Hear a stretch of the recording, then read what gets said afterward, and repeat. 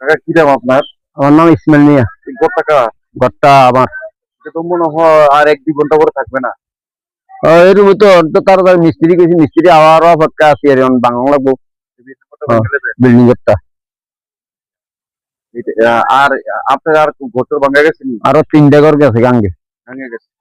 কত বছর ধরে এই নদীর পাড়ে বসবাস করতেন? আর তো আমার জন্ম জায়গা থেকে কিন্তু বাবা চাচা যেটা তারাও দেন, আমার জন্ম এই বাড়িতে আছি। এখন পর্যন্ত 3টা ঘর আপনি ভাঙছেন? 3টা ঘর হ্যাঁ ভাঙছি। ভাঙছেন এই নদীর হয়ে? নদীর উপরে গেছে কি 2টা আর 3টা ভাঙতাছি। ছোট বড় মিলিয়ে ঘর আছে 5টা। এখন এই বিল্ডিং মতো ভেঙে নেবেন? এই বিল্ডিং টাও ভাঙ গেলাম। আচ্ছা, এই যে মনে করেন এই দিক দিয়ে ভাঙাচুরা হইতেছে একটা দীর্ঘ বছরের উপরে, হ্যাঁ, এই যে এখানকার মানুষ বা আপনারা যে বোল্ডার বিভিন্ন স্থানে বোল্ডার ফালানো হচ্ছে, দেখা গেছে এই জায়গাটা সবচেয়ে মানে সংরক্ষিত এলাকা, একদম একটা বিপজ্জনক অবস্থা। এখানে কিন্তু বোল্ডারের ফালাচ্ছি হচ্ছে না, বহু পরিবার, শুধু আপনি না। এতো বোল্টার হালানোর কথা ছিল না, তার নেতৃত্ব তো আছে, আইসে প্রতিমন্ত্রী আইছিল, এরপরে আইয়া দেখা নিয়েছে, জানা নিয়েছে, কইছে তো এটা বাধা দিয়েছে করাইবো।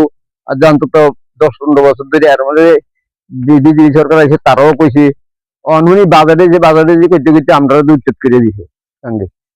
মানে বাজেটের সময় বোল্ডার হইতে হইতে আপনি শেষ। শেষ, আমি শেষ।